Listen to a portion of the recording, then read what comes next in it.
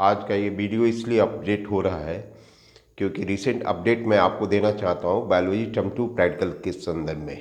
जैसा कि आपको मालूम होगा, सोशल मीडिया के थ्रू जानकारी आपको प्राप्त हो गई होगी कि कल सीबीएसई ने एक सर्कुलर जारी किया जिसमें उसने क्लेरिफाई किया कि भाई प्रैक्टिकल से संबंधित जो गलतफहमियाँ थी उसको दूर कर लिया जाए। क्योंकि टर्म 1 में चूँकि 15 मार्क्स के एग्जामिनेशन थे तो 3 घंटे के प्रैक्टिकल को 1.5 घंटे में कन्वर्ट कर दिया गया था स्कूलों के द्वारा। एक्सटर्नल ने भी इसको किया। इंटरनल एक्सटर्नल की बात जब अगर करें तो मैं बता दूं आपको कि आपको जानकारी होगी टर्म 1 में इंटरनल थे, एक्सटर्नल नहीं थे।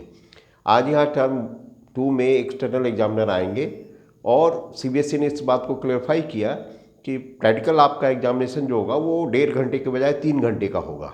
और एक महत्वपूर्ण बात उन्होंने बताया अपने इसके पहले 24 फरवरी वाले सर्कुलर में कि भाई प्रैक्टिकल जो होगा कोविड प्रोटोकॉल के तहत होगा। इसका मतलब हुआ कि 20-20 बच्चों का एक ग्रुप बनाया जाएगा जिसमें से 10 बच्चे जो लैब में काम करेंगे, 10 बच्चे जो है बैठकर बाहर अपना पेपर वर्क करेंगे प्रैक्टिकल से संबंधित।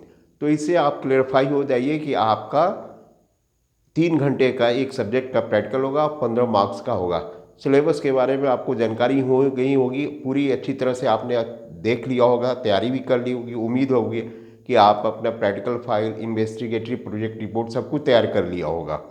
अब आप उसको अपडेट करते रहिए, रोज़ 10 मिनट 15 मिनट क्लास के प्रैक्टिकल रिकॉर्ड को देखिए, इन्वेस्टिगेटरी प्रोजेक्ट को देखिए और उसको पढ़िए और उससे रिलेटेड क्या क्या क्वेश्चन पूछे जा सकते हैं उसको मनन करने की कोशिश कीजिए। इसके पहले वीडियो में मैंने भी बताया था कि सवाल या क्वेश्चन जो वाइवा में होते हैं वो उतने टफ नहीं होते, बेसिक चीज़ों से पूछा जाता है। एग्जामिनर सिर्फ आपके इनहेरेंट क्वालिटी को जांचना चाहता है और देखना चाहता है कि weather he has very good preparation और नॉट। इसके बारे में मैं आपको बता दूं कि सबसे पहले आप क्लास रिकॉर्ड से ही तैयार रहिए, इन्वेस्टिगेटिव प्रोजेक्ट से भी तैयार रहिए और क्लास में जो प्रैक्टिकल से संबंधित जो क्वेश्चन दिए गए थे लिखने के लिए बोर्ड की कॉपी जो आपको मिलेगी, जिसमें आपको फिर से मैं बता दूं बोर्ड की कॉपी जो मिलेगी उसमें आपको लिखना होगा अपना roll number, date of examination, subject of the practical और मीडियम ऑफ स्क्रिप्ट, किस में आप लिख रहे हैं इसको आप लिखिएगा। और अटेंडेंस शीट जो मिलेगी उस पर आप अपना साइन या सिग्नेचर अच्छी तरह से कर दीजिएगा, भूलिएगा भी नहीं। एक्सटर्नल जो भी हैं आपको पर्याप्त मौका देंगे अच्छी तरह से करने के लिए, कभी वो आपको पैनिक करने की कोशिश नहीं करेंगे, हमेशा कंफर्टेबल अवस्था में रखेंगे। हम लोग भी जाते हैं प्रैक्टिकल लेने के लिए तो बच्चों को पहले कंफर्ट जोन में लाते हैं, कंफर्ट जोन में लाने के बाद ही फिर उसे कुछ सवाल पूछा जाता है। ऐसा नहीं कि आते आते उससे सवाल दाग दिया, ऐसा होता भी नहीं है। क्योंकि सारे लोग जानते हैं कि बच्चों को थोड़ा एग्जामिनेशन का प्रेशर होता है। एग्जामिनेशन का प्रेशर आप किसी भी हालत में नहीं रखिए, बी कूल और काम माइंड से आप परीक्षा को देते रहिए। इसके बारे में मैं आपको बता दूं कि प्रैक्टिकल को आप कॉजुअल नहीं लीजिए, वेल इन्फॉर्म में आइए। सब कुछ लगे कि नहीं लड़का जो है रेगुलर होकर क्लास करता है, पढ़ाई करता है, प्रैक्टिकल करता है। प्रैक्टिकल की कॉपी नीट एंड क्लीन होनी चाहिए, जहाँ तहाँ जैसे तैसे नहीं लिखा होना चाहिए। उसका सिग्नेचर डेट वाइज करवा लीजिए, स्कूलों में जाकर अपने शिक्षक से कॉपी को साइन करवा लीजिए, साइन को अपडेट कर लीजिए, ताकि ये नहीं कि एग्जामिनेशन के दिन ही आपको कॉपी की साइन कराने की जरूरत पड़ी। बहुत सारे बच्चे में देखते हैं, हम लोग एग्जामिनेशन लेने जाते हैं तो जिस दिन एग्जाम में उसी दिन वो आया और क्या है सर मेरी साइन नहीं हुई है, एक्सटर्नल के सामने ही साइन नहीं है। कम से कम खास करके वो बच्चे जो भाई, एक मैं और रिवील कर देता हूँ महत्वपूर्ण चीज़, खास करके वे बच्चे जो कोचिंग करते हैं, स्कूल नहीं करते हैं, जिसको हम लोग डमी स्टूडेंट या डमी कैंडिडेट करते हैं, और दूसरे लोकल लैंग्वेज में आप कहिए तो उसको नॉन अटेंडिंग। नॉन अटेंडिंग का कंसेप्ट सीबीएसई स्कूलों में नहीं है। इसलिए एक बात को आप कंफर्म हो लीजिए कि जिस सब्जेक्ट का प्रैक्टिकल है उस उनके सब्जेक्ट टीचर जो आपके स्कूल के हैं, जो आपके इंटरनल्स हैं, उनके नाम को जानकारी आपसे स्थित रही। हो सकता है एक्सटर्नल आपसे पूछ दे कि भाई आपके सब्जेक्ट टीचर कौन है, आपके बायोलॉजी कौन पढ़ाते हैं। तो ये सब चीज़ें होना चाहिए। ऐसा नहीं कि एक्सटर्नल का समय आप मुंह देखने लगे कि कौन है भाई हमारा बायोलॉजी टीचर, तो ऐसा नहीं होना चाहिए। आप अपने आप को प्रिपेयर रखें ताकि लगे वो सब जानते हैं कि आपके बोलचाल की भाषा से, आपके सवाल के जवाब देने की भाषा से ही पता चल जाएगा। देखिए जो रेगुलर बच्चे जो स्कूल अटेंड करते हैं उनके जवाब देने की शैली एक अलग होती है। जो खास करके बच्चे कोचिंग करने जाते हैं, जो नॉन अटेंडिंग वाले बच्चे होते हैं, उनके सवालों का जवाब देने का एक उत्तर अलग ही होता है। उनके प्रश्नों के जवाब देने से ये रिफ्लेक्ट होता है कि लड़का जो है कहीं कोचिंग कर रहा है। तो सवाल ये होता है कि हर चीज़ का एक सिस्टम होता है, सिस्टम बनी हुई है।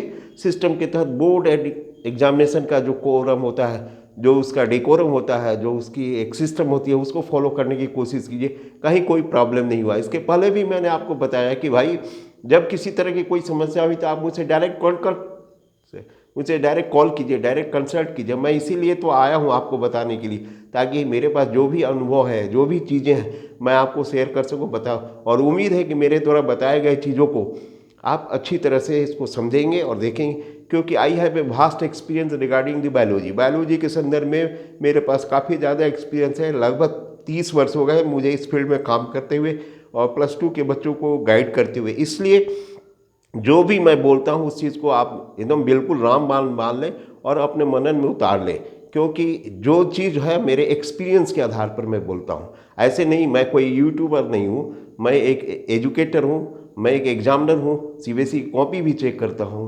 प्रैक्टिकल लेने भी जाता हूँ। इसलिए जो जो समस्याएं सामने आती हैं उन समस्याओं को मैं आपके सामने वीडियो के समक्ष में रखता हूँ, ताकि आप इसको क्लेरिफाई कर लें। उम्मीद है कि मेरी बातों को आप समझ रहे होंगे। मेरी बातों को ध्यान से देखने के लिए आप वीडियो पर बने रहिए और देखिए कि क्या बोल रहे हैं, मेरी बातों को सुनने की कोशिश कीजिए। प्रैक्टिकल एग्जामिनेशन में जब भी आप जाइए एकदम कूल माइंड होकर जाइए, कहीं कोई प्रेशर टेंशन नहीं ले। एग्जामिनर आपसे खुश हो जाए। कभी कभी तो एग्जामिनर कुछ ऐसे भी होते हैं जो आपके बनाए गए प्रोजेक्ट को, क्लास रिकॉर्ड को कहते भाई हमको दे दो, मुझे बहुत अच्छा लगा, मैं अपने पास रखूंगा, ताकि मैं कह सकूं मैं फलने जगह गया था, फलने विद्यार्थी ने ये जमा किया। तो इस तरह की इंप्रेशन को क्रिएट करने की कोशिश कीजिए। ब्लफ कभी भी एग्जामिनर को न बनाइए, क्योंकि वो बहुत एक्सपीरियंस पीपल होते हैं। हर चीज़ आपके मुंह से निकला हुआ एक एक शब्द को वो लोग समझ जाते हैं कि क्या आप बोलना चाहते हैं। इसलिए आप अच्छी तरह से इस बात को क्लेरिफाई करके रख लीजिए कि जो भी आप बोल रहे हैं सही बोल रहे हैं। उम्मीद है मेरी बातें समझ में आई होगी। हम लोग लगातार वीडियो बना के चल रहे हैं थ्योरी पेपर पर, प्रैक्टिकल पेपर पर। पिछले क्लास में हमने बायोटेक्नोलॉजी एंड इट्स एप्लीकेशन के बारे में चर्चा की और बताया कि कौन कौन सा इसमें टॉपिक इंपॉर्टेंट है जो आपको एग्जामिनेशन में पूछे जाएंगे। उम्मीद है आपने उसकी तैयारी कर ली होगी। नेक्स्ट के वीडियो में हम लोग नेक्स्ट चैप्टर से बात करेंगे और वो होगा principles of biotechnology and process. इससे रिलेटेड कौन कौन सी इंपॉर्टेंट चीज़ें हैं, क्या आपको एग्जामिनेशन में पूछी जाएंगी और इसका बेसिक फंडा क्या है, क्योंकि पूरी बायोलॉजी टर्म 2 की मार्किंग इसी चैप्टर के इर्द गिर्द घूमेगी। वो याद रखिए, पूरी टर्म बायोलॉजी का थ्योरी पेपर की मार्किंग इसी चैप्टर के इर्द गिर्द घूमेगी। इसलिए आपको ज़्यादा परेशान नहीं होना, इसको अच्छी तरह से तैयार करना। उम्मीद है मेरी बातें समझ में आई होगी। Thank you very much. फिर कल मिलेंगे। ओके, तब तक के लिए आप अपनी तैयारी को अपहेल कीजिए, एक्सेलरेट कीजिए तैयारी को, ताकि आपकी तैयारी बहुत अच्छी तरह से चल सके। आपसे उम्मीद बनी है, हमारी उम्मीद है, आपके पेरेंट्स का उम्मीद है, आपकी सोसाइटी का उम्मीद है, आपके पीयर प्रेशर है उनका उम्मीद है, सब कुछ है, आपके पीयर ग्रुप भी।